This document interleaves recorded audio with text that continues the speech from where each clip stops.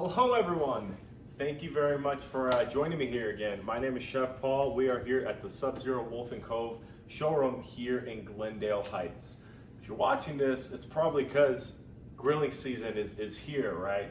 So I want to go ahead, we're going to make a couple of gorgeous prime steaks for everyone, but we're going to take that wonderful grilling flavor inside the house.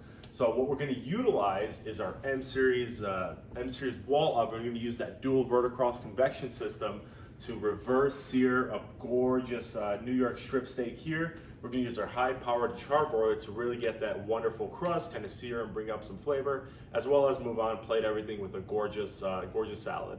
So the first thing we have to do is we're going to use our probe to make sure we can reverse sear our steak. So we can't actually do this without a traditional immersion circulator or a sous vide bath using our convection steam. We're going to utilize just our steam. So very important, this is our temperature probe. It is crucial so we know our internal temperature is perfect of our steak. Here I have a nice gorgeous prime New York strip steak. I'm gonna use the entire length of the probe here. I'm gonna go right into the center, try and keep it as even and cover that entire probe. We're gonna go over to our M Series oven. So very important for this recipe, we are gonna have it posted. Very important, we start in a cold oven. We're gonna utilize our convection mode set at 225 degrees on our just convection mode, and use our temperature probe to plug it in over here in the top left. Very, very important. I'm gonna go ahead and simply hit start. It's gonna activate our verticross fans. What those fans do, it circulates hot air. Many, many benefits of convection. One of those things are cooking our food very, very evenly. So steak, even if I had 7 of these steaks, for example, as much as I can fit on this tray, as long as they're all the same size, I know they're all gonna cook evenly because our steaks are same size and weight, right? But we're gonna set our temperature or internal probe temperature. While the oven is preheating, I can go ahead and hit my probe, and I wanna take this up to 125 degrees Fahrenheit. So 125, the oven is simply gonna alert me when the inside of my steak is 125. So it gives me a live reading as well as my alarm temperature. In this oven, I actually went ahead and did one a little bit earlier, right? So this steak is cooked beautifully to medium rare, but it doesn't look very appetizing. That dry convection heat went ahead and rendered some of that fat out, but I still want to develop that wonderful char flavor, really bring that grill inside the kitchen. So here on this steak, I have a gorgeous prime bone-in ribeye. I utilize my temperature probe. I know that steak is nice and medium rare, excuse me, but I'm gonna utilize that high-powered charbroiler. So one of the big Wolf differences, we utilize an infrared ceramic brick to heat up our grates to a blazing white hot grate that's gonna give me that restaurant quality sear, as well as the flavor, which is the most important thing. So here's a little tip, very, very important. Hoods, always turn on your hoods. 15 minutes beforehand, before you start cooking, turn it on that lowest setting so that natural airflow already starts. Plus, it's gonna help us remove some of the heats, the smoke, and kind of any extra, all the odors out of your kitchen. So 15 minutes is preheated, my grates are nice white hot. Here, I have a little tip for everyone. I have a little bottle, or squeeze bottle, a little bit of canola oil. I want just a little bit, and I quickly wanna brush it over my grates. This is gonna help with that non-stick surface, right? But the most important thing about non-sticking our food is just leave it, right? So this towel, this is my grill towel, so I always leave it on the side, but very important, let's go ahead and season up our steak over here. All right, we're also gonna hit it with a little bit of sea salt at the end. All right, you can see this steak doesn't look very appetizing. All we have to do is add a little bit of that char flavor, fresh ground black pepper, of course, all right? If anyone's been to the showroom, you know what I'm talking about. Fresh ground black pepper, very, very important. So here, this is only going to take 2.5 minutes because our steak is already cooked. I just want to sear and crust up the outside. So here, whole steak, you can hear that sizzle come right off, right? All that fat is starting to render. We're caramelizing. Maillard reaction is kind of the flavor compounds that we want. So very important, we let that sear, we don't touch it. if you want to follow me on this end, we're going to get our salad going together. So here, I like to call this my refrigerator garden salad.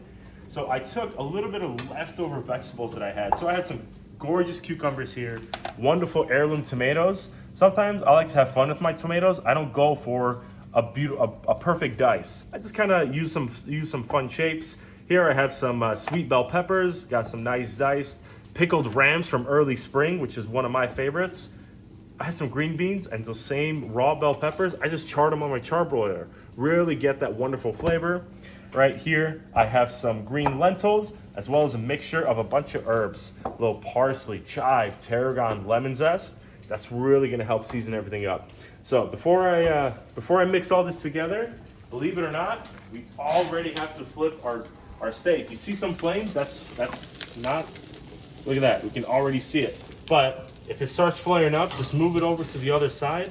Now, very important, never smash it down. I'm lightly patting it, but give that another 30 seconds. Let's go over here.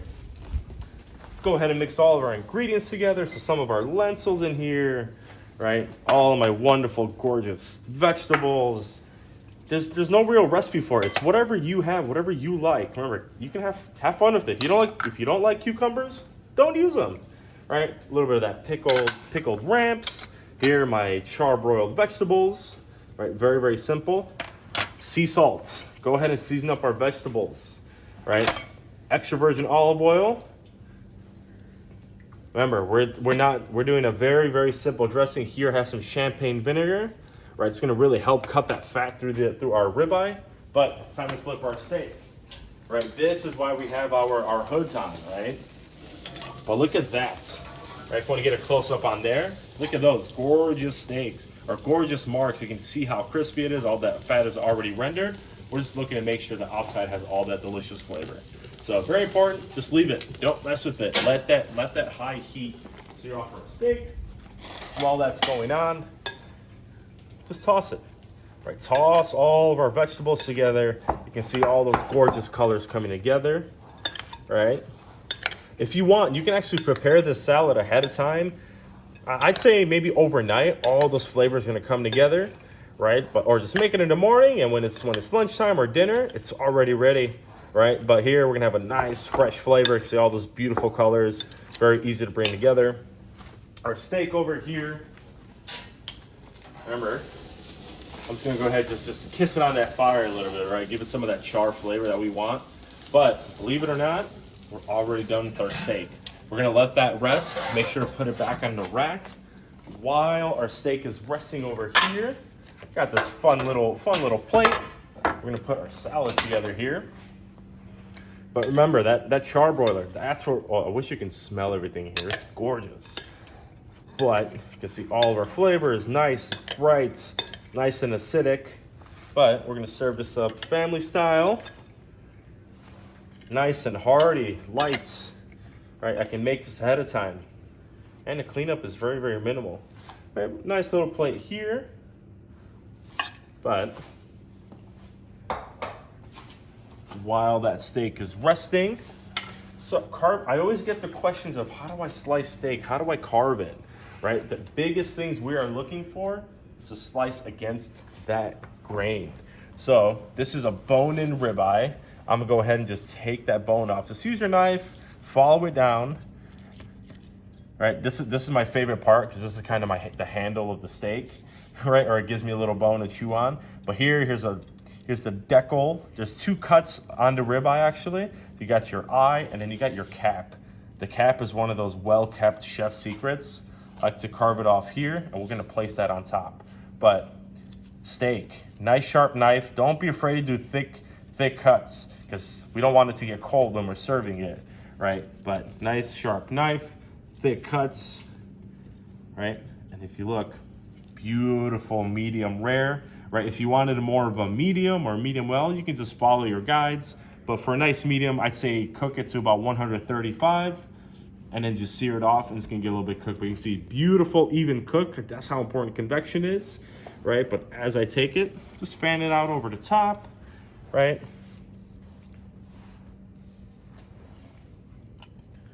But Gorgeous, gorgeous steak salad. It's nice and warm in the middle. And here's that chef secret cut over here. It's just down and on an angle, cutting against the grain. All right, and we're gonna put that, it's just right here on the side, garnish it up. All right, now maybe if you had a little bit more fresh herbs, just put them right over the top, but I like to keep it nice and simple. Here we have some little more Malden sea salt. It's gonna give a little crunch and texture right over the top. The outside of our steak is seasoned, but we gotta make sure the inside is seasoned as well. So this is just one of many, many ways you can utilize your convection system, right? The biggest important things that we have are the convection system, the temperature probe, right? The Charbroiler is available on our dual fuel as well as on our full gas ranges, right? You can get that wonderful outside barbecue flavor inside your kitchen, right? Restaurant quality, high heat, right? You can go from high to low, right? Gives you all that temperature control, but the most important thing, you should always be utilizing convection. If you do have any more questions, you always want to talk to me in person, give us a call here at the Glendale Heights showroom. We are at 196 Exchange Boulevard in Glendale Heights, Illinois. Right, Steve and Caitlin, we're here to help answer any questions, right? Or if you just kind of want to have a chat, I mean, you know, we can talk about food. That's what we're here for. Go ahead, visit us, you know, go online or on our website, find us on Facebook, right? But come on down to the showroom, set up an appointment. If you have any questions, let us know. We're here to help you. So from here, have yourself a wonderful, wonderful grilling season. Thank you.